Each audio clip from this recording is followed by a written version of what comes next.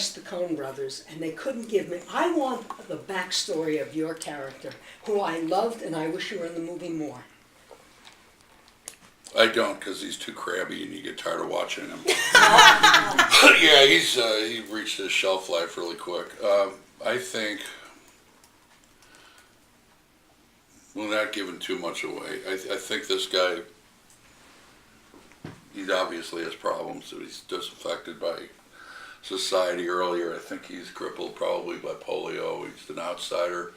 He's also a very talented, I think he's a piano player. So what he does is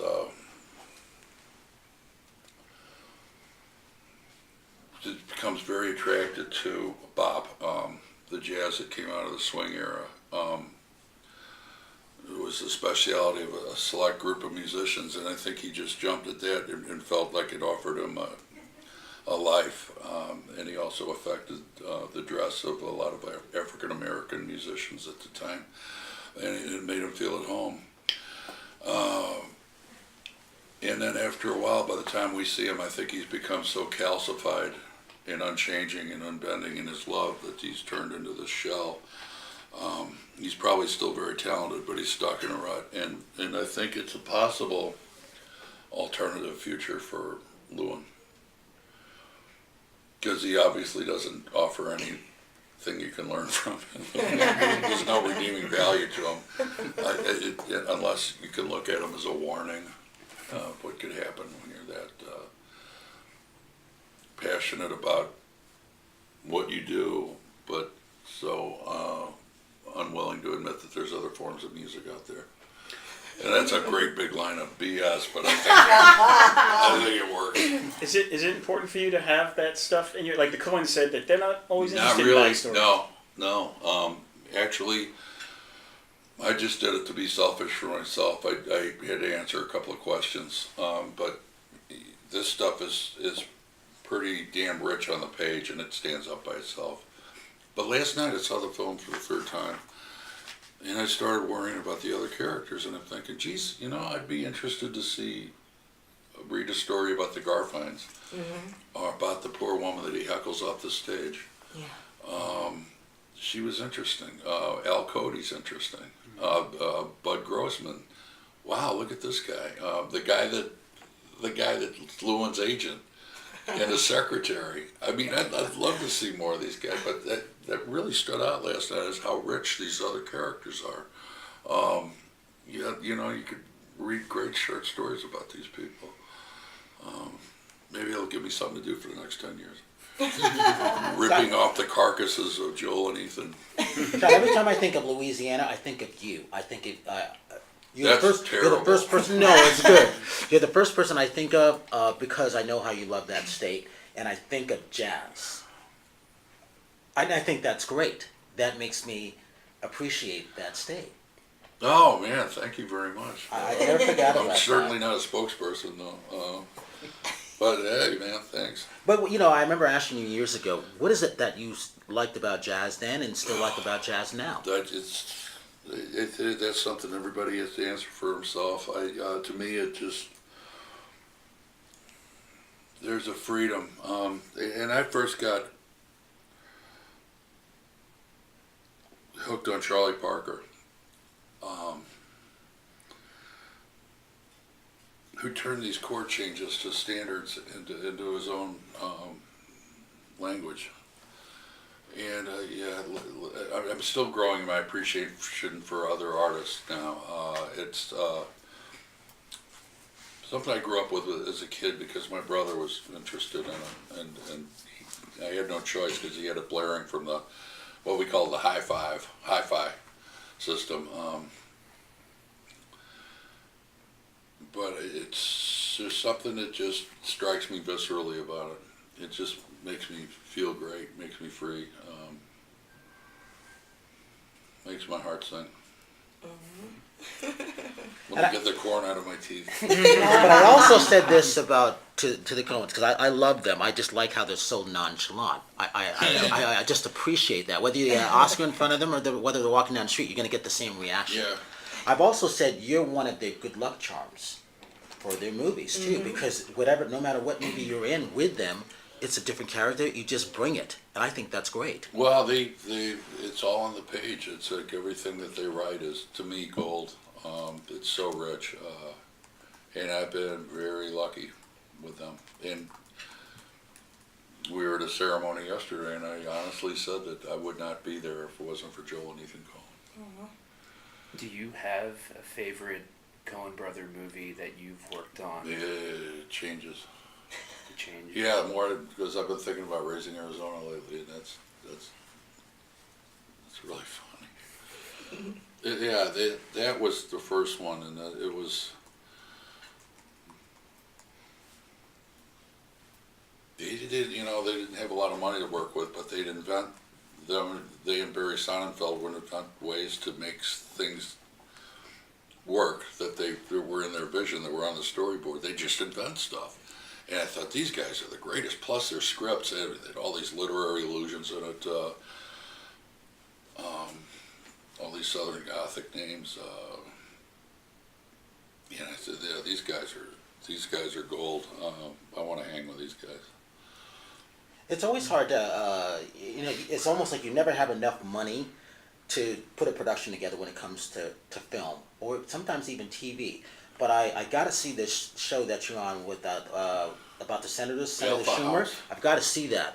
How many episodes is it? And I'd like to We character. shot 11. We shot 1 in February and 10 this fall. We just wrapped last week. What was that process like? Because It was just like doing a film, except we had to shoot a lot more pages during the day. And we moved quick and get it done, and let's move on. And as an actor, since that show, I can't remember what is it? It's not Amazon, right? Yeah, Amazon.com, Amazon Prime. Is that better for actors to have another avenue to go to for work wise? Yeah, I guess it is, because now it's like when basic cable opened up, and you had all these movie channels coming up, producing their own stuff, creating their own series. Now things are swinging around to your computer, and I really don't care how it works. It's just the fact that I think more actors are going to be able to find employment. I think that's good. I think it's great. And more writers the strong are going to survive, the weak ones won't. That's not true. Look at all the reality stuff out there, man. People are going to see whatever they want to see, but it's going to splinter everything up, and I don't know how viable ratings are going to be anymore, but I don't care. It doesn't affect me. Just me showing up, reading the words, and hoping the check's clear. What was your relationship to the music of this era, of this movie? How? But I was 9 years old when this happened. By the time this music got to me, it was so diluted and channeled through pop music. It came down through people like Trini Lopez and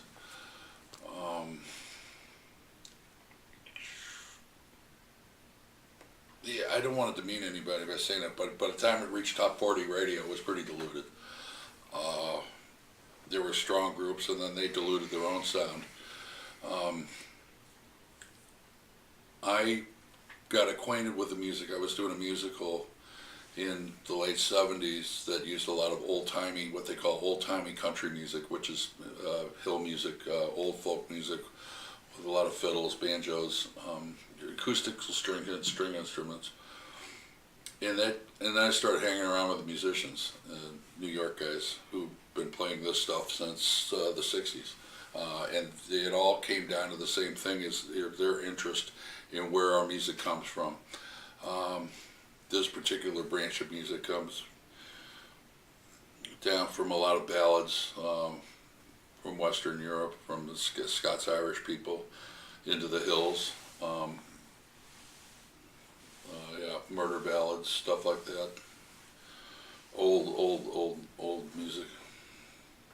I was telling the Coens that I'm not sure recently that I've gotten into bluegrass, or maybe I've always liked it and didn't hear enough of it, but it took movies soundtracks for me to do that. And one of them that really came out was Broken Circle Breakdown. I think it's a Belgian engine, which I love that movie. Oh yeah, is that about European guys?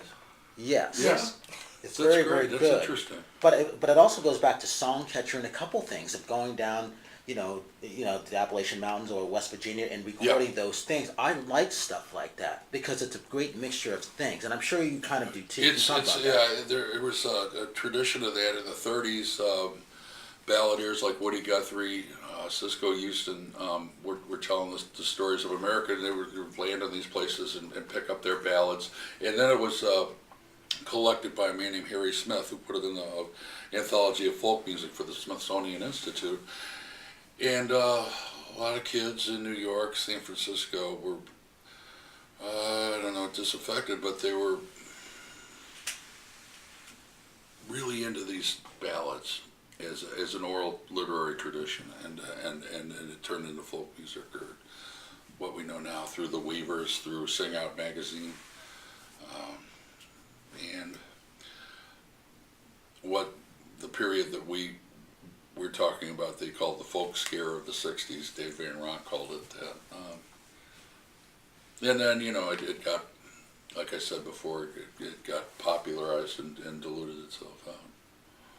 But it'll always be there.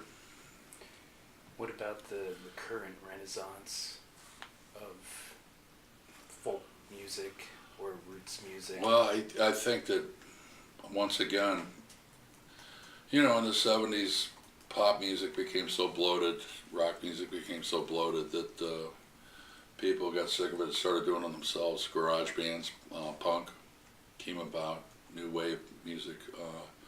People started doing it, and now there's more of an opportunity to do it yourself. But we did a concert at Town Hall with some of the musicians from this show. T-Bone put it together. The gentleman that was just here in his tie. And it's so exciting to see all these, to me, they're kids that are so incredibly talented on acoustical instruments. Wanting to tell these stories again.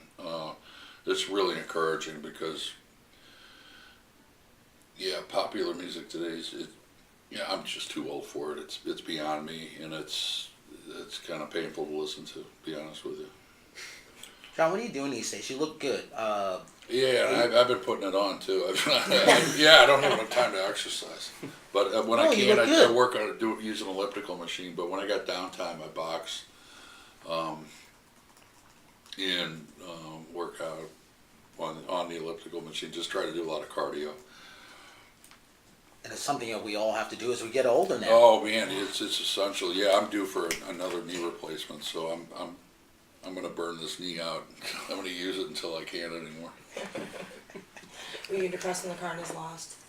No, because they lost to a better team, and the fact that they were in the World Series at all. There you go. Yeah. Was great. They had a great run, but they were streaky all year. When their bats would go dead, man, they just died. Yeah. Are you from St. Louis? Yeah, I am. I used to work for the Cardinals. Did you I really? was born in Kirkwood. Cool. I met it. Oh well. Marty. Did you work with Marty for the Cardinals? No, I was on Team Fredbird. I worked with the mascot. Okay. No, I can't remember his name. Anyway. Well, that's perfect. Sorry, folks. What do you hope the audience gets out of seeing this movie? I hope they get an appreciation for the music and they want to know more about the characters, because that's what I came around from last night. It's like I just want to know more about these people. Mm-hmm. It can be such a depressing movie.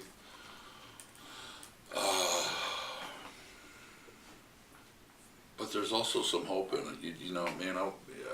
I hope Llewyn comes around. I don't know that he will, but it makes you worry about it. It makes you think about it. It makes you want more. It's a great story. There's no easy answers.